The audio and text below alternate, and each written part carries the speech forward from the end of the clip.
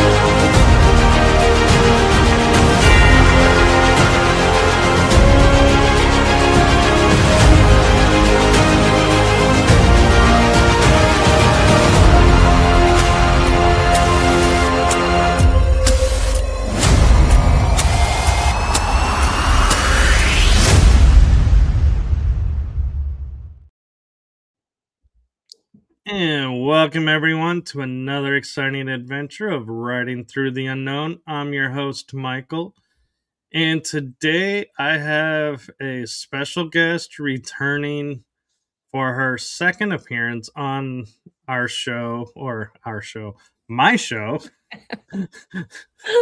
Wow, I'm giving my show away to you already. Wow, thank you. What a present. Okay. We had the blessing of meeting on Healerverse, and Oh, yeah. it has been an amazing journey. And so I am blessed to have her back on to share what she's been up to lately. And she has some really cool new workshops coming up. So we're going to talk a little bit about that possibly.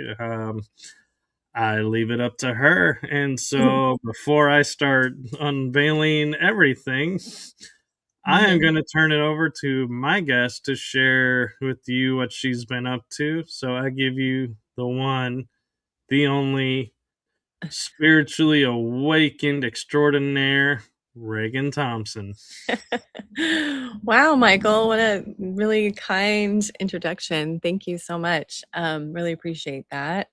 Yeah, so it's so good to be here with you again and with everyone. That's a big question. Wow, it's been an incredible time to be on this planet.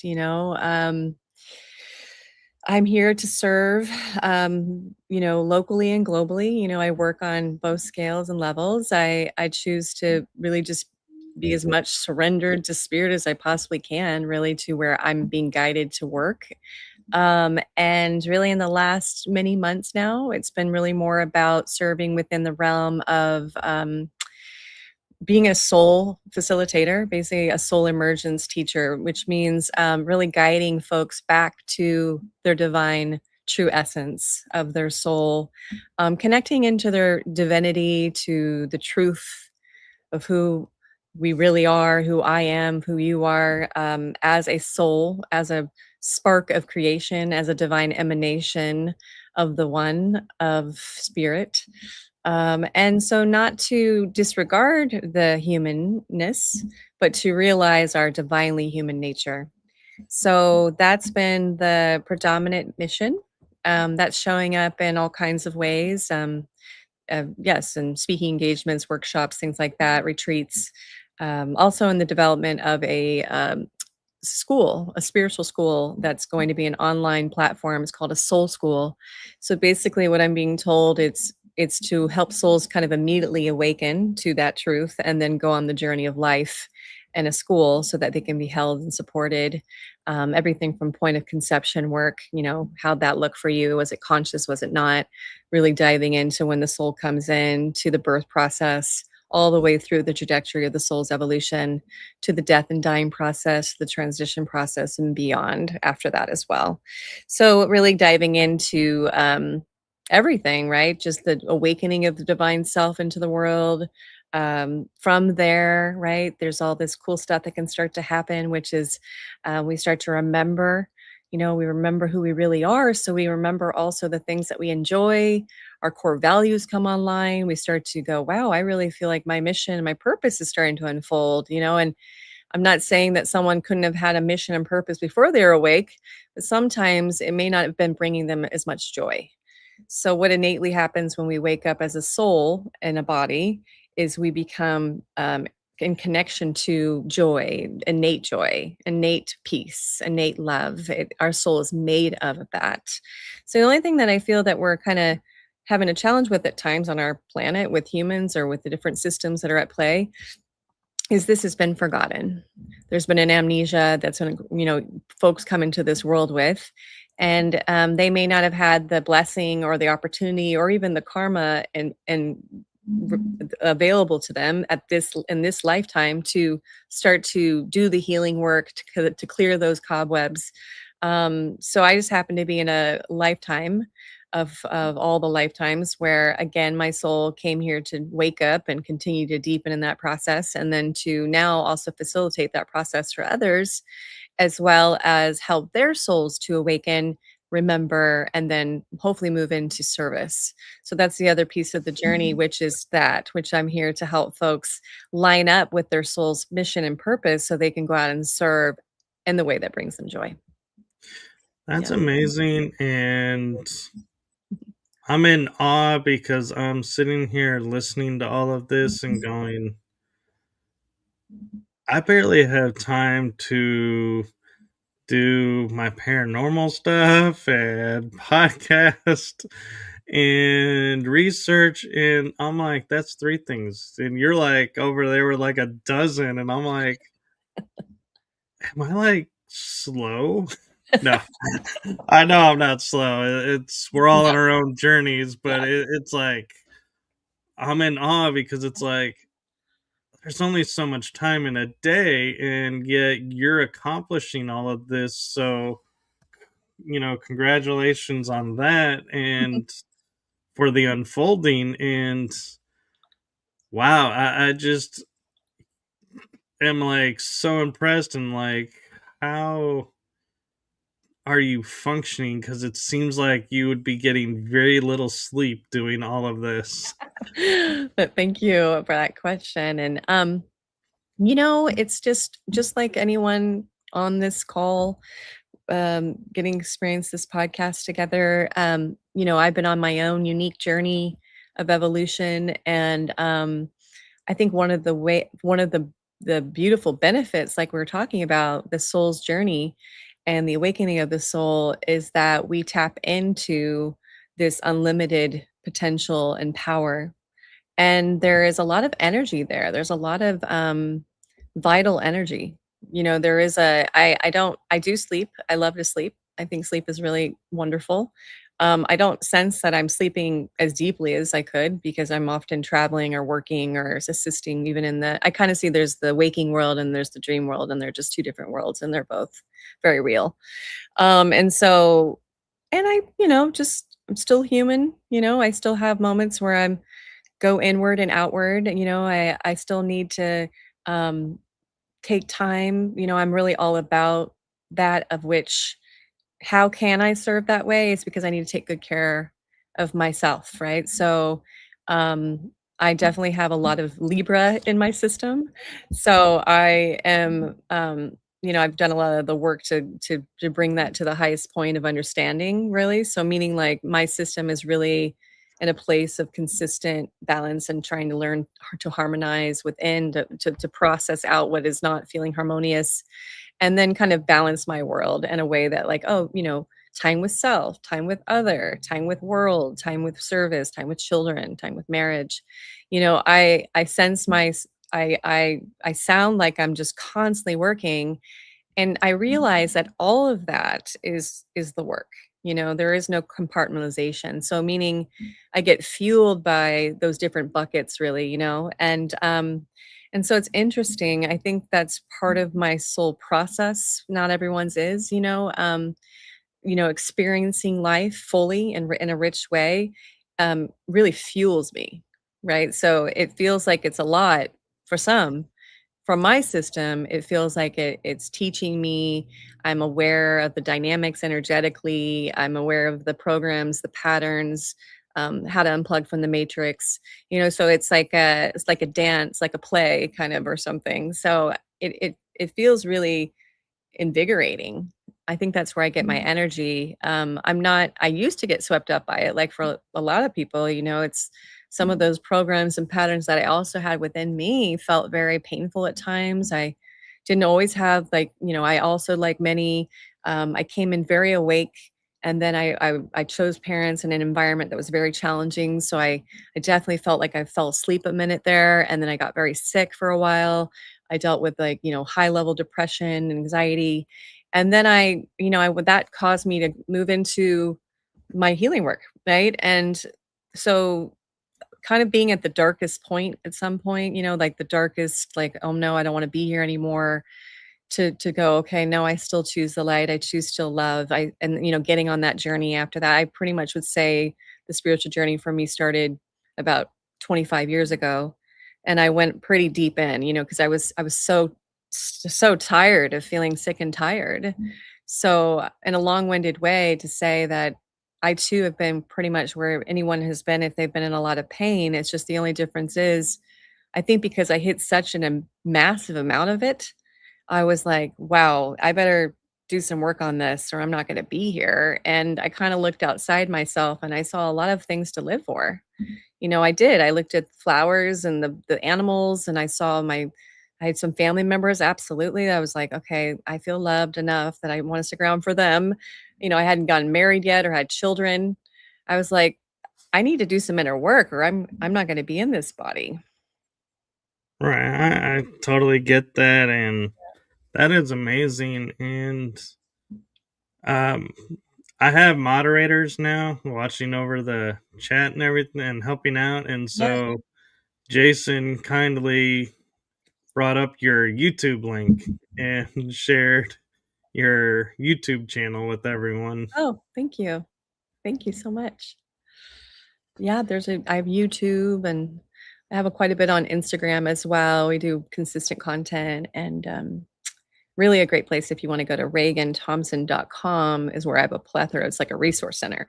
It So is. that's where you'll find, I used to have a podcast show as well, and all the past meditations, and yeah, it's more like a resource center. So yeah, it's a great place to go to.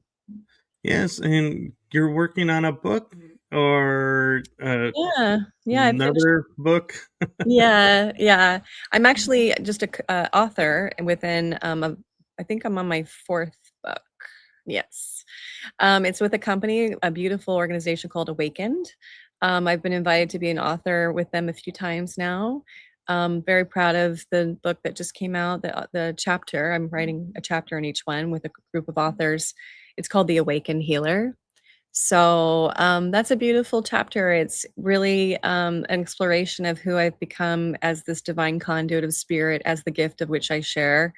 Right now, spirit might say, next week, we're going to do it differently, and this is how it's going to go. But, um, there within that chapter, it has kind of a step by step guide around a process that I hold and share with others called the divine, emergence activation, soul emergence, divine activation. So, that activation again is soul, great, beautiful soul work, being guided back to your soul, getting to know your soul, a step by step practice and process. It was fun to do it because, a lot of times you don't put this into words until you need to put it into words. And you're like, how do I write that down? Right.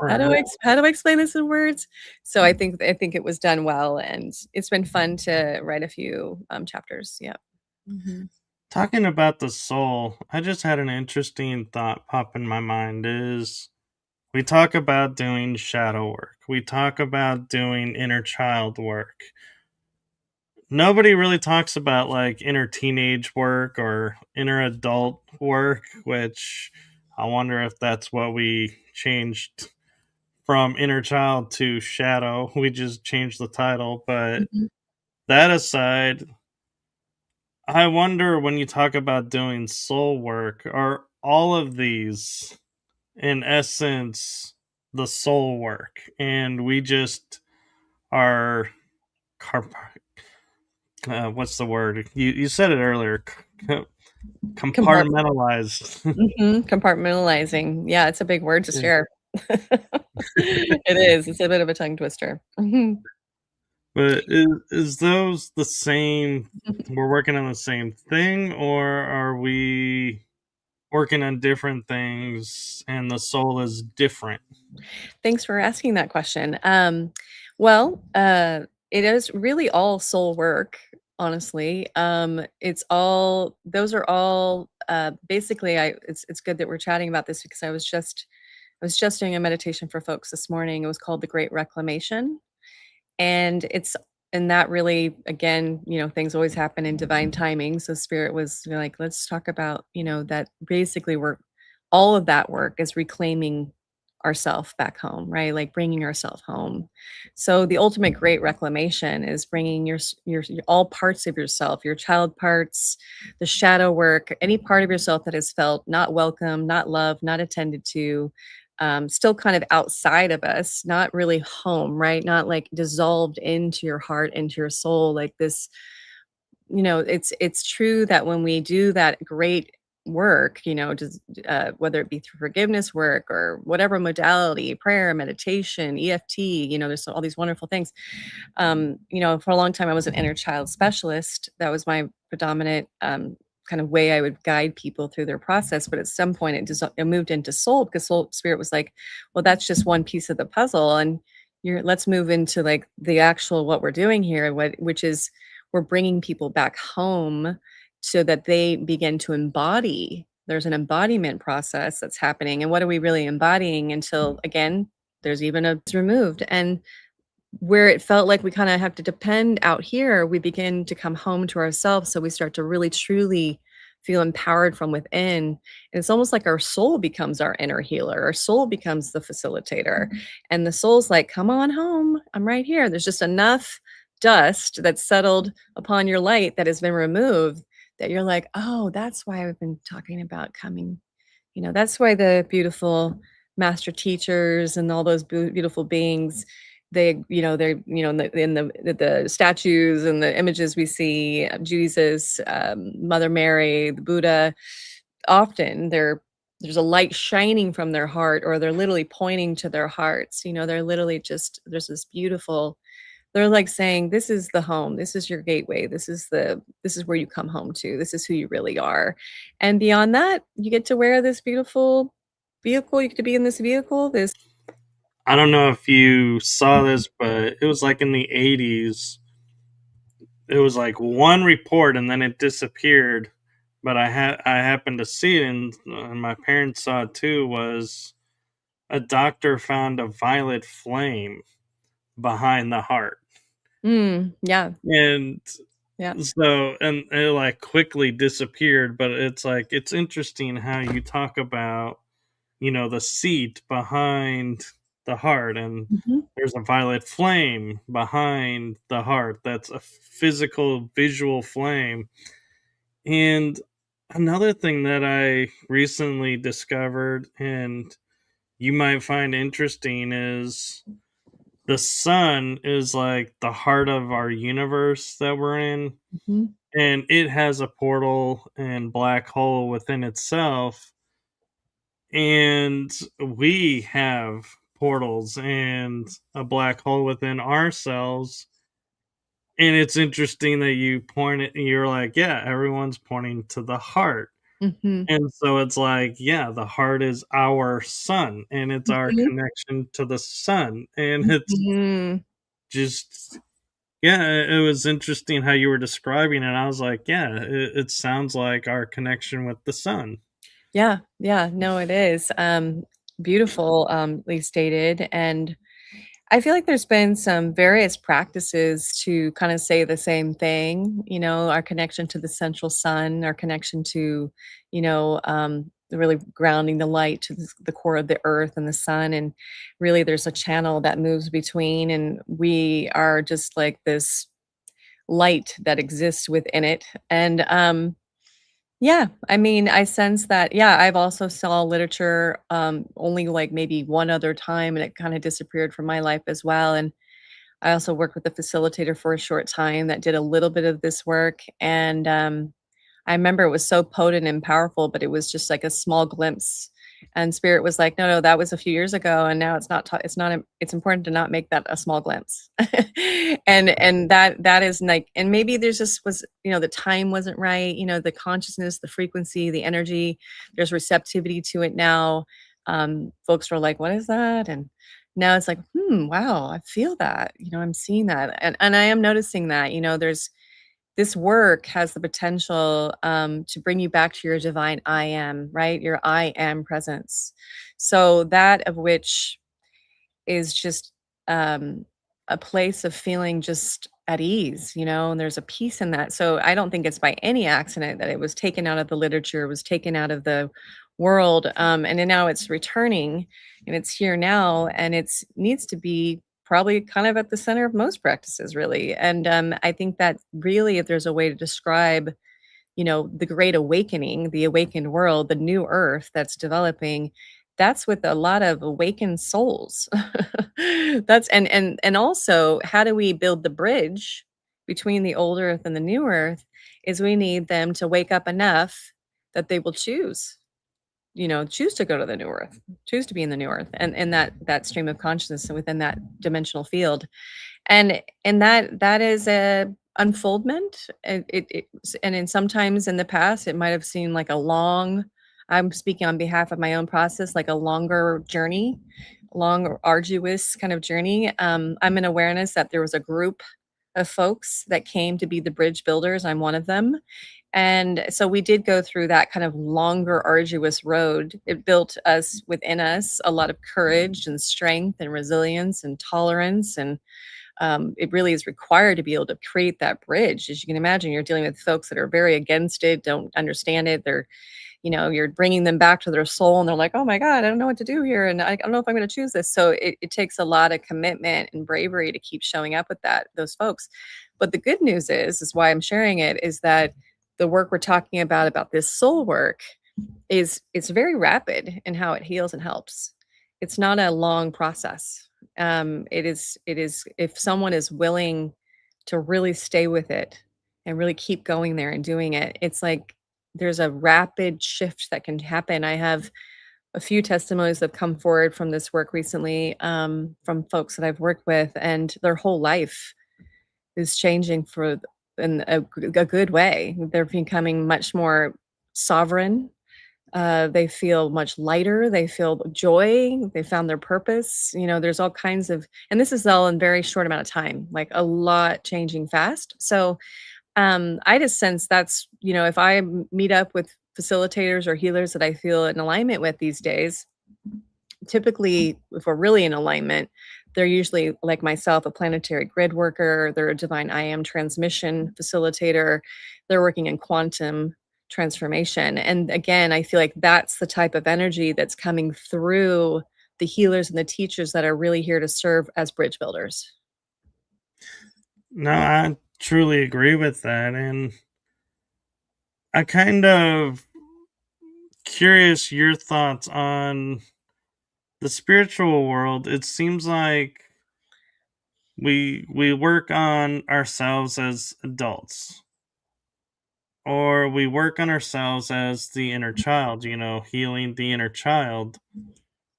But why is it, am I like one of the only ones that's really noticed there's no healing the inner teenager or inner young adult, inner adult? Because I mean, it's like, Just saying the words entertain work.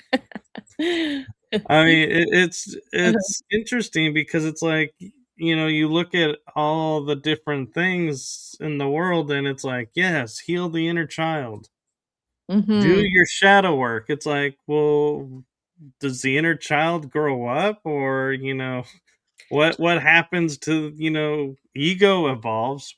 Does the inner child not? Is And so, yeah, I'm like wondering, why is there this piece missing, it feels like. Hmm. Well, that's a great, great question, and I can see where that is creating a contemplation. Um, Yeah, like I said, that was the predominant work I did, and I still do with folks. I just did some more this morning, more soul-based inner child work.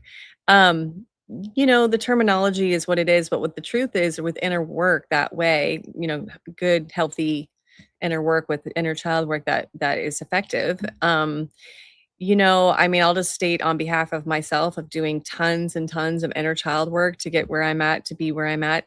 It was highly effective and really needed. Was that, you know, the inner teen is definitely, for most folks, a lot of work to do there. If not all the work prior with the child, the baby, the 3-year-old, the 8-year-old, whatever age, sometimes folks, if they stay with it, you'll start to kind of memories, traumas, pain points, parts of self, parts like inner child parts will show themselves when they feel safe and ready. So, later and they're like, "Oh, I had no idea." And then like the big like spirit's like, "I will never give you more than you can handle." And you're like, "Oh, Right. that's where it's all at." It's like stored in this moment. And usually that's really also because for teens, I have teenagers. I actually have 4. I have 4 teenagers right now. And I this a lot of their unresolved wounding, pain, karma, it starts to become like not just felt, but they start to show you like where those patterns exist. And if they have conscious parenting, hopefully they'll still stay awake through it. And then other than if they don't, it's like, oh, maybe we go into concave, store the energy, go into whatever drugs, alcohol, try to figure out how to deal with the pain in an unhealthy way, right? And so then that can lead to the child, the teen going to sleep, losing consciousness, right? And so a lot of the teen time tends to be when a lot of souls, beings tend to go to sleep. They may come in awake, but then they go back to sleep again in their teen years. And then they wake up again with the inner child work, right? And or maybe like me, I didn't actually have a facilitator to deal with the amount of pain I was in until I was in my mid 20s. So I had like a good chunk of time where I was like, it was early 20s maybe when I first kind of dove into a deeper expression of the work, but like really diving deep mid to later 20s. And I just was I had a lot of work to do. That was like a backlog. So, yeah, I hope to say just that it's called inner child work, but it definitely now even then can evolve past child and teen, right? Like then if you eventually do your work, it's like a inner adult, inner young adult, and you're working with your inner young adult and it's like, oh, my adult self, my present self, like it keeps moving and then eventually what I've noticed is that you still always have your inner child, and you want to have your inner child, that's a part of your soul's makeup. That is a healed child, that is a joyous child. It is the child that we don't want to lose. It's the one with the wonder and the imagination and the creativity and the play. A healed, joyous child exists with the inner child work. And I kind of feel like as the inner child heals, our abilities, if you want to call them abilities or gifts or whatever term you want to use, I feel like are either enhanced or maybe go dormant because they were designed to bring about that change, that healing. And so it's like, I feel like there's a connection there. And yeah, as we're becoming more aware of more things in our world that are unseen all around us that have been here all the time. It's like, well, who sees them first? Well, the children do. Mhm. Yeah. And so as we as adults, it's almost like the Peter Pan effect Mhm. where, I was just thinking about this with the movie Hook, where they showed Peter Pan grew up and he lost the ability to see the magic in the world, Mhm. and they're all having to reteach him, and it's like he's failing miserably at it until they sit down to eat, and he's like, what do you mean there's food? And then all of a sudden this food fight arrives, and Mhm. They're like, "You can see. You're Mhm. back. You Mm, you yeah, can." And yeah. it's like, yeah, it's like I kind of like was like to me the Mhm. feeling of we're we look at ourselves as awakening and evolving, but I feel like it's quite the opposite is we're awakening, but we're not evolving, we're becoming. Mhm, Like we're exactly. remembering. Mhm.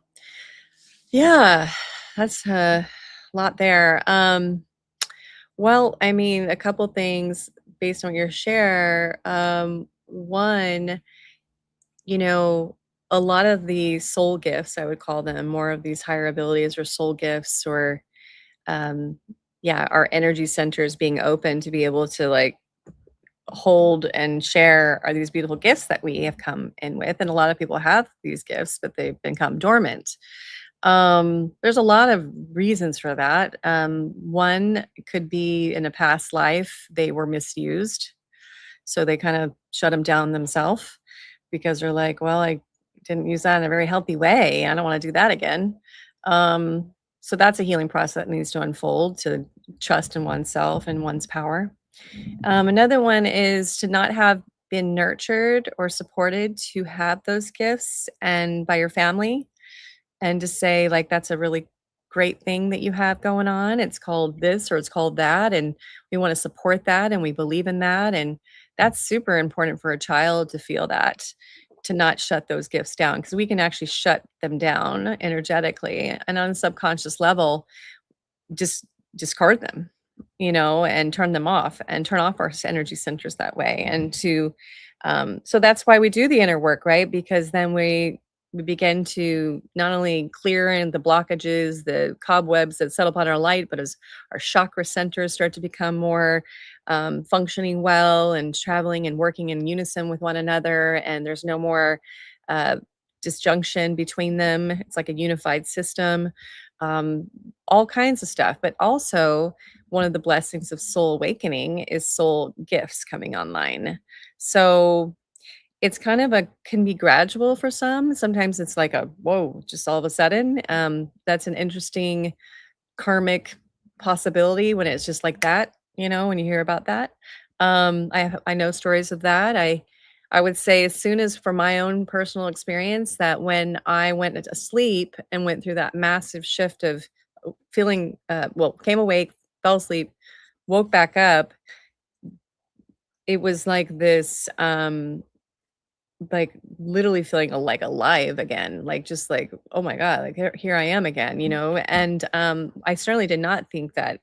I remember as a child being very magical and in the fairy realm and experiencing this cool stuff and being able to move things and change things and all kinds of and then if I shared that with someone, they'd be like, right, sure you did, and I was the youngest of three girls, three daughters. And so I remember I was in a family where they're very strong, very powerful people, and they're all like, "You're a little girl." And so I chose wisely to experience this, like, kind of discarding me on a spiritual level, and then to kind of go, oh, maybe they're all right, and self-doubt and all the things that I went into. Okay, well, I'll just get really into sports. I'll just do whatever they like to do, and all that just was a part of the soul's journey for me, and so when I woke back up, I quickly started to remember. I mean, I literally had my first facilitator, a healer, a teacher that I work with who was just an angel. I was so grateful I found her. And as I started to do just few months of deep work, just crawling into in and out of the office, like, oh, here I'm back again. I have so much. And then like, groveling and just releasing and such good work. And another session, I just stayed with it, right? I stayed really committed and I kept coming in for more. And pretty solid 6 months, and then suddenly I was just like she's like, "You're a teacher of teachers. You're a healer of healers. You're here to help the planet and heal and help them." And I was like, "What are you talking about?" I was just awake enough to go, "That could be true. I'm not sure." And then one gift after the next started to come online, and And then I could feel very shortly after it was time to open a practice to be able to help others, and all my first clients were healers and teachers. I was like, I don't know why they're all lining up, but and it was just what was magnetized, and meaning, so it's also that, it's a lot of us have not felt safe to express those gifts, supported to have them online. I think that's gonna change now a lot. I work with a lot of teacher and healers now that are literally, that's their work, just to keep nurturing folks' gifts to come online. Just be like, "You got them. It's okay. You're not weird. You're not different." "Yeah, I do see things, and I do feel oh, and I can, and I see ahead," and, just starting to trust in those gifts. Yeah, I agree, and Yeah. really well put, and thank you for that. And one thing I want to make sure we talk about, because it's something I think when I read it, I had to read it like 3 times that you put as a topic, because I was like, yeah, I've never thought about this. And it sounds interesting. And that is the presence versus performance. Yeah. Yeah. So can you Yeah, sure. share some Yeah. of what you're referring to and what that looks like? Yeah, of course. Thank you for asking. Well, like we were saying earlier about returning back to this beautiful, true divine essence of your soul, your capital S self versus your lower S self, yourself, the lower self. The capital S self, our soul, is based in presence. There is no doing, trying, pushing, forcing, performance. Look at me. I don't, it's not seeking validation, acknowledgement, approval. That when you really truly come home to your truth, there exists just presence and spaciousness and peace, because there's none of that exists anymore. The lower S self, which would be more like our identity self, the egoic self, um, really any kind of really mostly the egoic self, m gets us kinda wrapped up in what's called performance. A lot of the path, as far as I understand, and I'm hearing from spirit, and this is kinda something I teach, it's not the path of becoming, it's the path of unbecoming. It's about sloughing off all that you're not, so you can just be like this spacious container of like light and love, and spirit can guide you, and you can be used accordingly. And you can say, "Hey, this is my mission. This is my purpose." Spirit's like, "Great. Well, I've got this wonderful assignment for you." You're like, "Great." And then there's like joy in that, and creativity in that, and abundance and prosperity in that. There's no performance in that path that we described. That was a surrendered state to spirit of presence.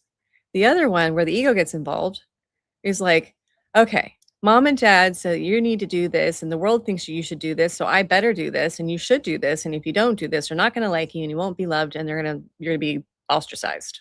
You're like, "What?" And then suddenly we're listening to this voice and we're performing. We're like, "Okay, well, I'm in this job, but I don't really like my job. And I'm a doctor. So people say I'm a really good person and I'm making money. But when I go home, I feel really tired and I don't feel excited about it. And I don't like this job. But I'm performing. I'm doing the thing that I'm supposed to be doing because people say that's a good job." And then my mom and dad said I should be a doctor. So I'm a doctor. And then now I'm a doctor and I really don't like it. And I know it's good for the world, but when I really check in with myself, I'm actually very creative. I'm an artist and I love to do healing work with people. Example, right? So we need doctors, of course. There's folks that are lined up in their soul process to be doctors. There could be some that are like, actually, I'm really super interested in the holistic field of medicine. I have been very much in the medical, and gosh, I've been kind of over here, but really where I want to go is here. Like, I feel a calling to it, but I kinda can't get out of it because 'cause I'm still stuck in this n and I call this kind of the need to, the have to, the shoulds, the supposed to world, right? Right. Like, the ego gets involved, it's like, "You need to do this, and you have to do this, and you should do this, and if you don't do this," and it's always based on sort of like a tactic to say if you don't follow this, like, way, then you will be abandoned, alone, and no one will love you.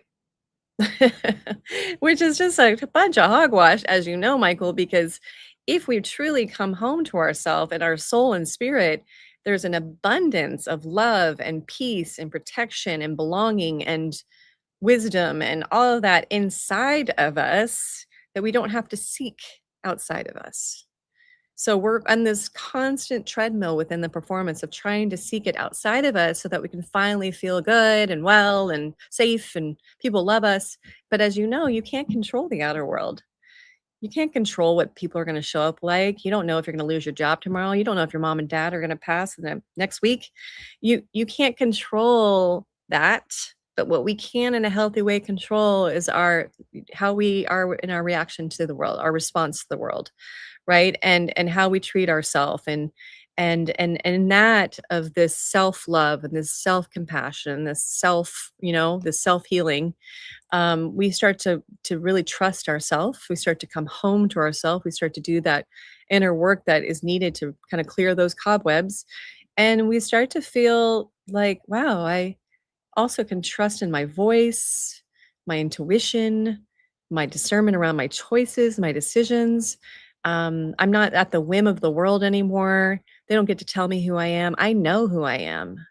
Right. And so that performance goes offline because you're no longer trying to like be something for the people. You just you know that even if they all left you, you would still be loved because you are love, you know?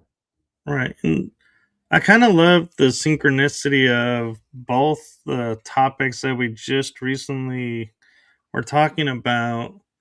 There is an element to it that you brought up in the topics for the show, possibly.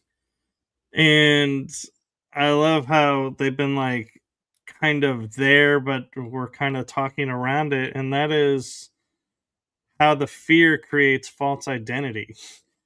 And Yep.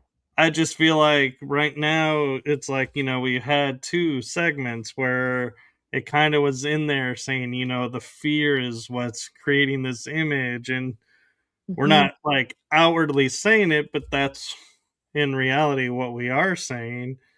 And so I was like, yeah, this seems like a great moment to bring awareness to that Mhm. aspect. And I just love how it's just like naturally coming up, and it's like twice. I'm like, okay, I'll bring it up. I'll ask about it. I Wasn't get it? it. I mean, yeah, fear is a huge part of the reason why exactly that identity even exists, that we have some sort of selfiness that says, I am this because I actually fear that if I was to dissolve into my soul and the light of who I truly am, then I mean, there's like gargoyles guarding the gate saying, "You'll be nothing.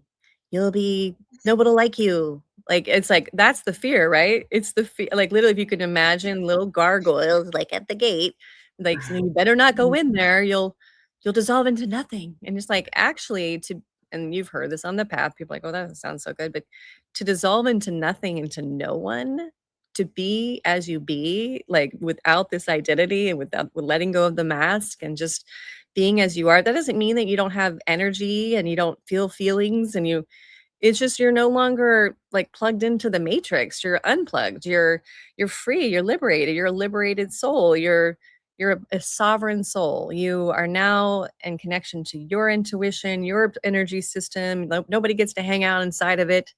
You're not fearing that if you don't like give yourself over constantly and let them walk all over you or whatever or do the thing that they want you to do, somehow you're going to be alone, abandoned, and not loved.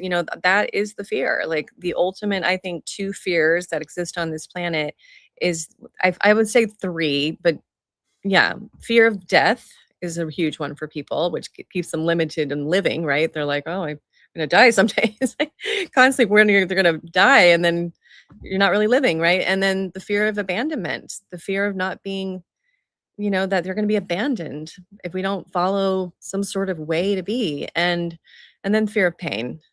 People fear pain. And if we could just realize that pain is just our greatest teacher, and it literally within that discomfort is literally your lessons of your soul encoded inside of it. So the sooner that we just embrace it, learn about it, feel it, surrender to it, do the energy work to work with it, whatever, it's going to have a voice and it's going to say, this is what I'm feeling. And you're like, oh, interesting. But we've been taught to run from it, resist it, react to it, right? Get away from it. The fear is like, I'm just knocking at your door trying to help you evolve. This is your fear. This is your pain. You said you wanted to heal it, so here I am again. It's like, oh God, where's this fear coming from? It's like it's the fear that you believe in, and as soon as you go, oh wow, gosh, is this even real? Oh, this is an illusion because it's masked inside of this projection of what has happened before that's happening now and will happen again. And the whole thing is just a trap of the ego itself to try to get you to stay small and safe and in your bubble and never to expand. The truth is it just is trying to keep its job. As soon as you dissolve and say, you know what? No, I'm sorry, ego. Not sorry. Not buying into any of that anymore. I'm ready to expand. I'm ready to evolve. I'm not going to be limiting of myself anymore. I'm a divine light being. Have potential and power that is so great that I can literally expand my consciousness and awareness beyond my body to my friends, my family, the state, the country, the world, and send love. Okay, yeah, I am not a limited being of this small self, right? And then he goes like, oh no, she's gonna like, I'm not gonna have a job. I got to find a way to scare her. I got to find a way to make her think that she's this limited little self. So why is the soul work profound? It's just the ego's like, oh, can't find anywhere to go in here. It's like you'll have a couple voices. It'll certainly try. It'll be like, this doesn't work and it's too easy and the soul's not real. I mean, the ego will always try to do what it does, but it is real. And the only limit to this process is your imagination. I agree. And I will say too, you need to do an audiobook with gargoyles. Your gargoyle voice is perfect. That's great, right? I was like, I was not That's expecting fun. that. And I was like, I wasn't either. yeah. Thank you. So You never know what spirit's gonna throw out, as this is just really just a listening process to as a transmission when I speak to people. Yeah, I don't know what's gonna come out, but yeah, I have seen those gargoyles, before. It's not like I'm just making it up. I can feel, I can literally see them like as a vision of like they're literally like these little monsters are like around the gate and they're just like, you can't come in here. It's scary. And you're like, oh, you mean where like I find complete liberation, peace, and joy? Yeah, this isn't good. You're like, okay, bye bye, gargoyles, opening the door, So a lot of the guided work I do is to literally go into the chamber of the soul, open the door, go inside, and realize it's completely safe there. It's beyond safe. It's like ecstatic bliss. yeah. So it's just a big illusion that we've been like, the gargoyles are selling us this illusion that it's scary and it's you don't want to go there. And it's like, that's where you find your freedom. And what's interesting is you were like talking about the gargoyles being like the guardians of the gate and, keeping you from passing through. I had a flash of the never ending story with the two Sphinx at the end where they're like, yeah, if you doubt yourself, they won't let you pass, and nobody knows what's on the other side because nobody's made it past the first gate to get to the other two gates. And That's symbolic. I'm like, yeah, and Uh, I'm like, I'm finding it as my awareness goes, more attuned.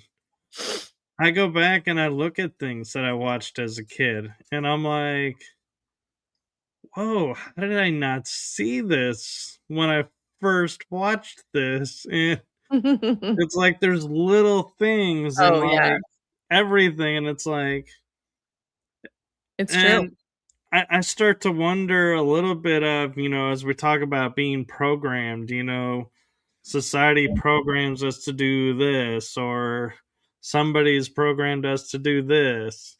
Mhm. And as we're awakening and I'm seeing all these little nuances, I'm like, was this programming me along the way? And I just never knew it. For sure. Yeah, a lot of that is exactly what's going on in The Matrix, of course. As you know, that's not a document or that's not a movie, that's a documentary. Um, yeah, absolutely. I mean, the powers that be, there's both the light and the dark. There is that polarity that exists here, and there's those folks that have just haven't done their work internally. There's both on the 3D dimensional plane of the physical beings, as well as the beings that are in the invisible plane that are like, this is not good for business. We need them to stay asleep. It helps with just basically just reinstating that whatever they think and believe is real. That's we have to stand by it, It's Right. greed is real, fear is real, illusion is real, pain is real, it's forever, you can't ever get out of it. Like those programs, they are programs and they will infiltrate through media, through social media, through movies, through radio shows, through magazines you pick up, conversations you hear in a grocery store. It's kind of like whatever you're experiencing within yourself, if there is any fear, for instance, we are programmed in this realm to experience that of which we fear as a way to put a program in place and say that is real. So we're like, how does this, when you tell me this fear isn't real, but it just happened and I was fearing it and it happens, like, exactly, what's within is without. So that's why as we clear our system, we don't start to manifest our fears anymore. We don't start to create these illusory energies that make it look really real. So it's challenging work. I understand. I mean, I used to have tons of fear. I speak I when I speak on behalf of a system that's gone through all of it too, and that I know what it's like to be in a lot of fear and to be like, "Oh my god, is this ever gonna end?" And just to stay with it, right? Keep doing the inner work, just like, "Oh, that's another illusion," and then updating my system, right? From love and compassion and forgiveness and inner child, soul work right now. I mean, if I had known about this soul work or was ready to do the soul work that I'm doing with folks 20 years ago, I'd probably be fully evolved out of this body. I wouldn't need to be here anymore, because it's that rapid. But yeah, I went on the more circuitous, longer circuitous, arduous path of healing each one of those layers and programs and patterns. There really is that work still to do here for folks. It's just what we're saying is there's a whole lot more of light and divine love and light coming in. The glass ceiling upon our planet has broken. So now we have lots of that coming in. You've got so much more divine support. The ascended beings, angels are all just wrapped around this planet and be like, we got your back. So we're never alone. So yeah, I mean, fear is a program and we can either buy into it. And if you ever have, join the club. And what's really awesome and beneficial is forgiveness. Really forgive yourself for that because we've been a part of a planet where that has been the way things have been. So, "Oh gosh, I can't believe I ever if it's an illusion, how stupid was I?" It's like, "No, like, hey now, like, how about some compassion and forgiveness for that is what it has been." So can you Right. forgive yourself and just say, "Yeah, I forgive this fear. I forgive myself for ever buying into this illusion of fear that I wasn't good enough or I'm not worthy." Like that's powerful. That's some powerful work. That really beautiful, potent forgiveness work. Some folks will be like, "Well, I don't know if I can do that." It's like, well, then find something called the Ho'oponopono prayer. That's a beautiful forgiveness practice. You can find it in a video. You can find I think I did one on a video myself. There's a lot of different people out there doing Ho'oponopono work, just like as a daily, just Ho'opono practice. It's an ancient Hawaiian prayer. It's super helpful. So yeah, I just sense a lot of people are like, when they hear this, they're like, oh, well, if it's just an illusion, then why did I maybe should never believe that. It's like, that's us being hard on ourselves. Why I'm calling forth for our planet. Yeah, this really loving, compassionate, empathetic understanding and forgiveness for all the time that we didn't know this, didn't know how to process this, we've been really hard on ourselves, across the world. Right. And one of the things that I love about this work is like you saying, you saw fear and it, showed you what was within and, went within. And me, when I see something that like presents itself in front of me as a fear, I'm like, ooh, now's my chance to put it down and move beyond it and Mhm. not and step forward from it and be like face it. And Yeah, it's like, yeah.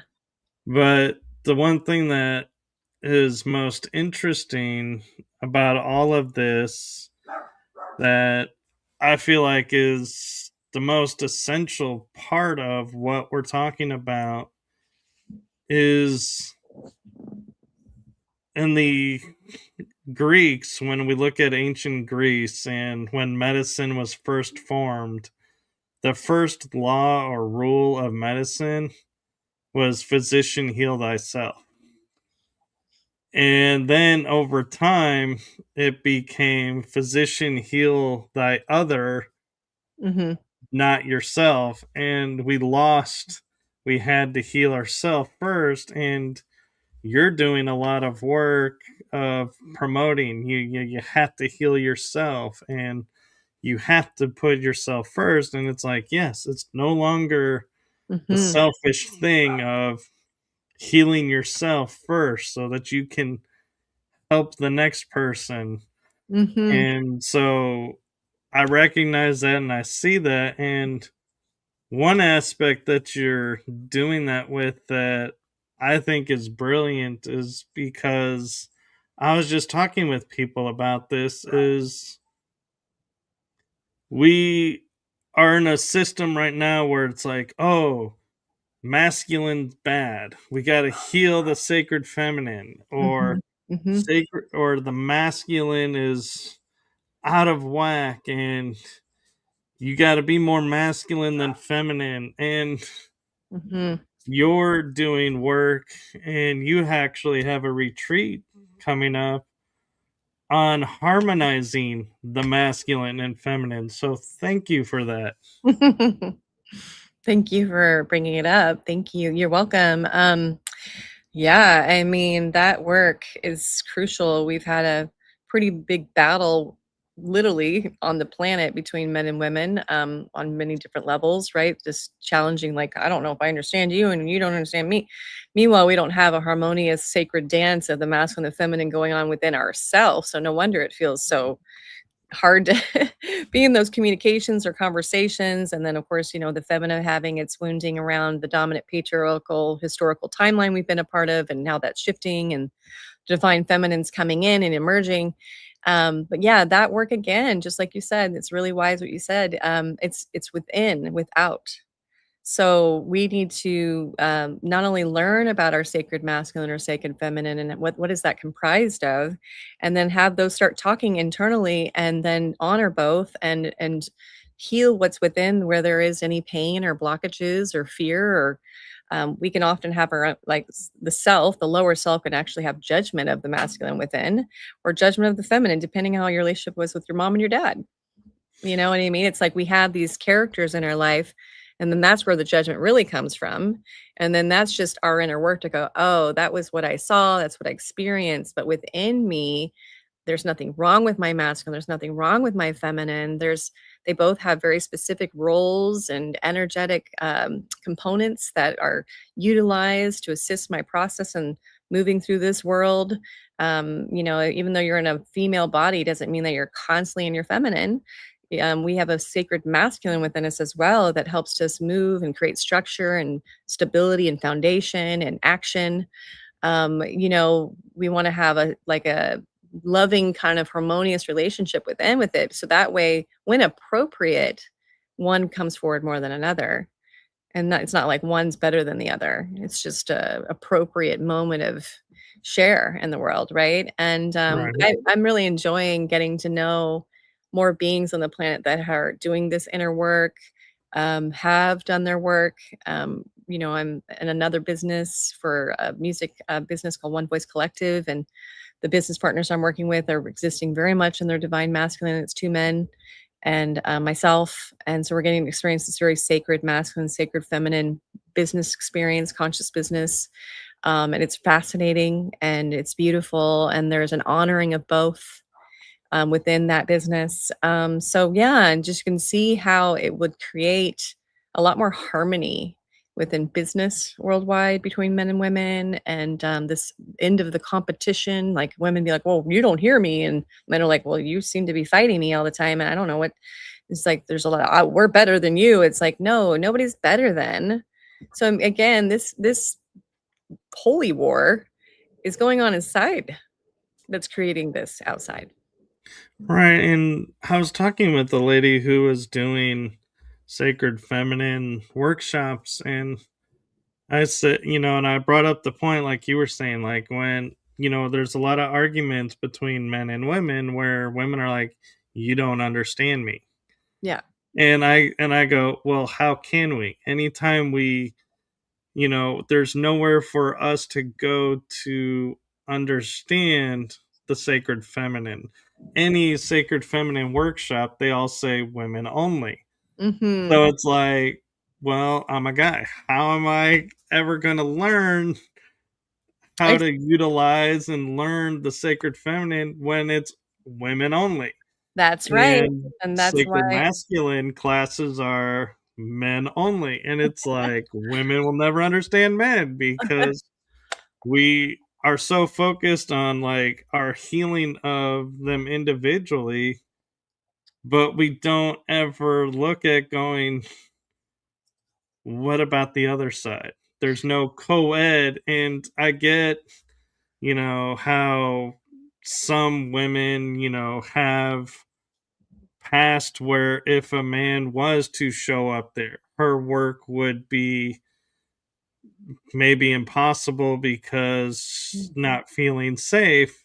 I get that, but then I also feel like you can't say to the men, you don't take the time to understand me or anything because there's no opportunities.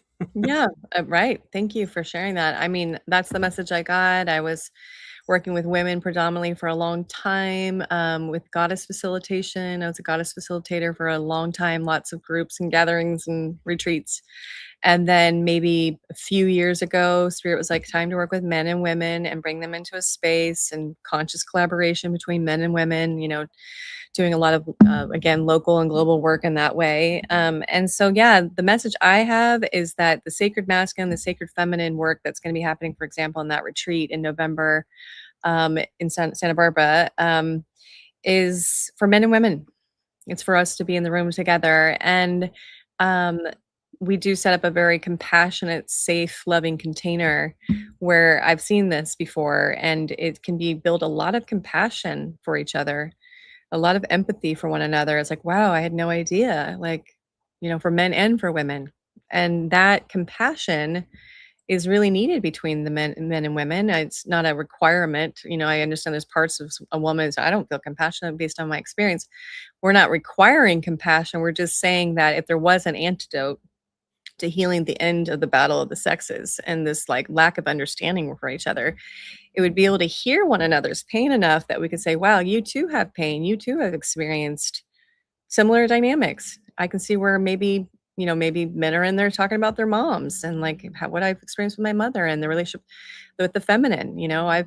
I've also defended myself and protected myself from the feminine, and women saying, well, I've done the same, and so it's like, huh, is it possible that we're all in this together? And we just have not been in rooms enough, like you're saying, where we get to share in that experience together. So yes, there isn't as much of that on the planet, and we will be opening up the space for that again. And I have done other gatherings, which a couple many, well, actually quite a few workshops where I've seen this to be very successful, and women or men really appreciate it. They're like, wow, it was really fantastic to be in the same room together. Yeah, and one thing I'm looking at the list here too because I want to make sure we cover all the big points that Hmm. we were talking about that are unique, and somehow I don't know how we didn't get to this sooner when we were talking about the soul, but you wrote down the to me a topic of the difference between personality and soul. Hmm. Yeah. Well, it's kind of where we were before, the beautiful soul work, right? Which is really the loving. integration of the personality into the soul. It's not about getting rid of the personality and getting rid of it. The personality is basically comprised of all the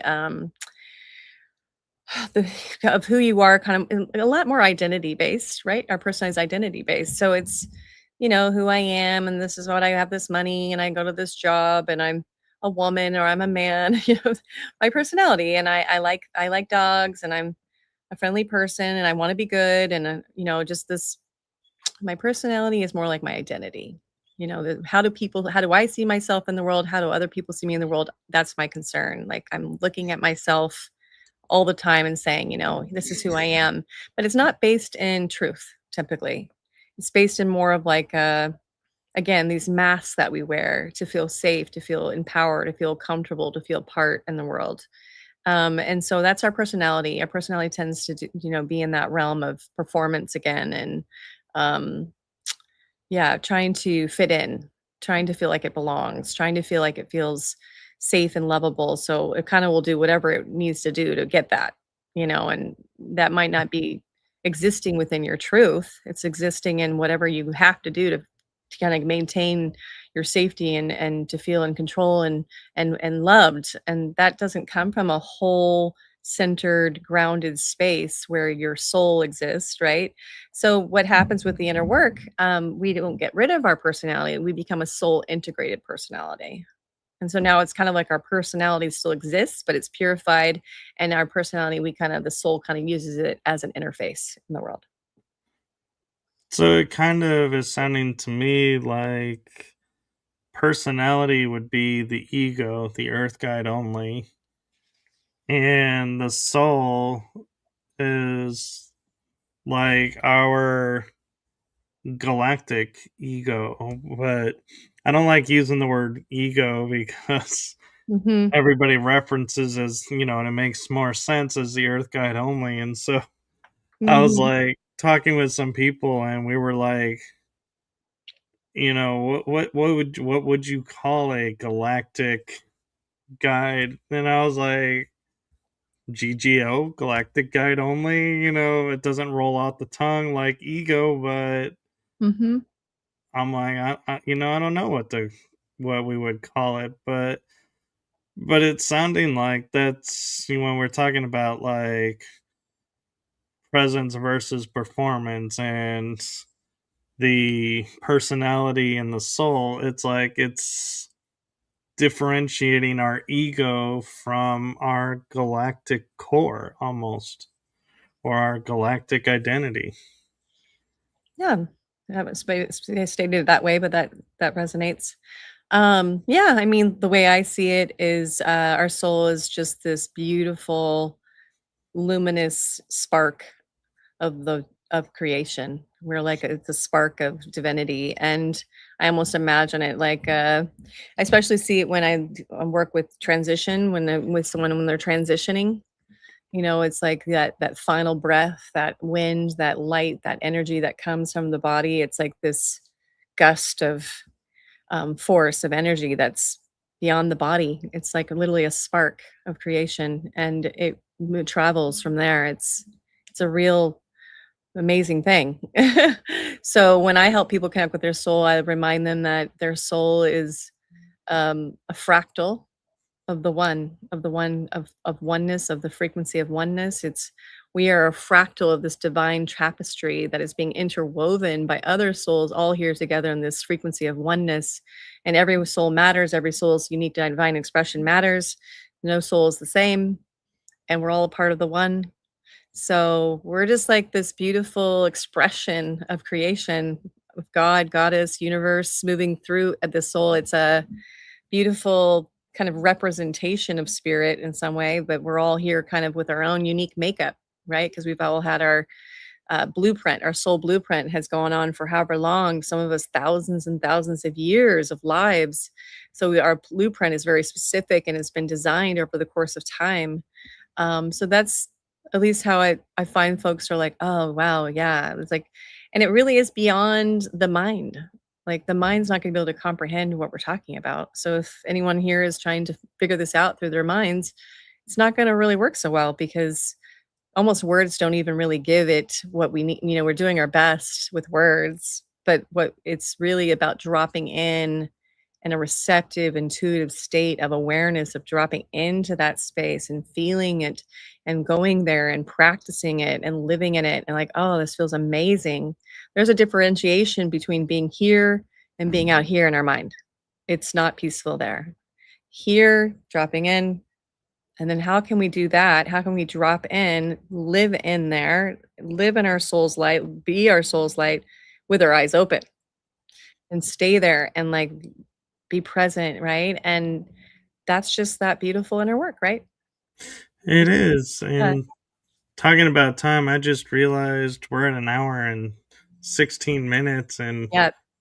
Yeah. I know you have a lot of things to do, and so I don't know if you have time to go a little bit longer or if you have to go. So I Thank want to you. respect your time and your schedule and realizing, oh, I totally did not even see we went over the hour. It's all right. I probably could wrap it up just in a couple minutes. That would be great. Yeah, I'm moving on to the Okay. next piece of the day here. Thank you. Yeah. Yeah, so why don't we wrap it up with you Yeah. sharing what you have coming up and anything that you want to promote out? Oh, thank you so much, Michael. Yeah, so let's see. I do have a lot going on, but I would say the best way to continue on this journey, what we just spoke about, every month I do have a class that I do online, which is great because anybody can join it. It's called Spiritual Awakening. It's a pretty deep dive. We go internally. So, another way to find that class and anything else that's happening, as well as the retreat we spoke of, that's coming up in November. That's November 7th in Santa Barbara. And Santa Barbara at the Unity Spiritual Community Center. And also, it's being professionally live streamed. So they do a pretty amazing job with that. It's multiple cameras and really great audio. So it's well done. That's available. Going to my website, there's a place there where it'll probably pop up and it'll show you that you can get, I think, three three free soul activation meditations, and then there's a newsletter. And my newsletter is great because you're not only going to get free wisdom and some value there for sure that we offer, but as well you'll know about all upcoming events, workshops, classes, and then also, like I said, we're in development of this beautiful soul school. So stay tuned. The next months, that's a pretty big endeavor to help the planet. And it'll be available for the world to join, whoever's feeling like that's where they need to be. So that'll be a full school of, prayer, transmissions, activation, meditations, working with as my facilitation, as well as other facilitators that are being guided to bring in their gifts, as well as speakers, opportunities for kind of moving through an 11 pillar journey of activation. And each one, so as far as I'm understanding from Spirit, is like an initiation process. So, yeah, that's in development. And yeah, I do have a lot of presence on YouTube, Instagram, and LinkedIn, all kinds of fun stuff. Well, thank you. And thank you for coming on. And I know this was an unusual time to try and get us to coordinate our schedules because you had a conflict and I had a conflict. And so I'm glad the universe finally had it line up to where we landed today because I feel like this was probably the better and more divine time. And Yeah. since you were on before, I do have a new way of ending the shows, Okay. and that is from my heart and the Mm. heart of my shows to you. Thank you for what you're doing for humanity. Thank you for being authentically you. And thank you for sharing your gifts and experiences. Thank you so much. I received that so much. Thank you so much, Michael, for your beautiful heart and soul and how you express. I'm truly grateful. Thank you. Thank you. Yeah.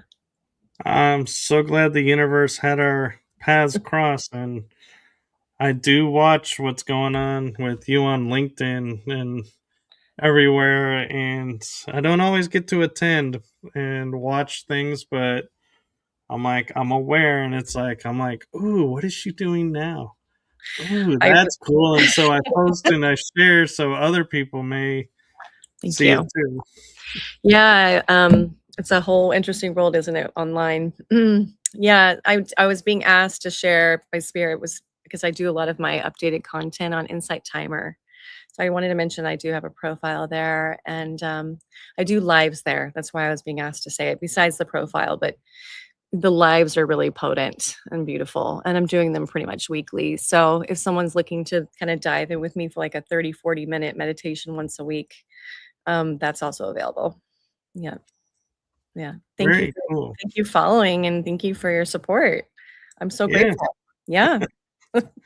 So Thank do you. like, subscribe, and follow along on the Okay. YouTube channels and her website, my YouTube channels, because as you never know when she'll be popping in again and continuing our conversations. And as always, wonderful conversation and such a fun episode. So thank you. And Thank you. oh, Shelly says thank you as well. Thank you. Thank you so much. And have a Pleasure. wonderful day and weekend and a wonderful August. I can't believe we're already over half the year gone.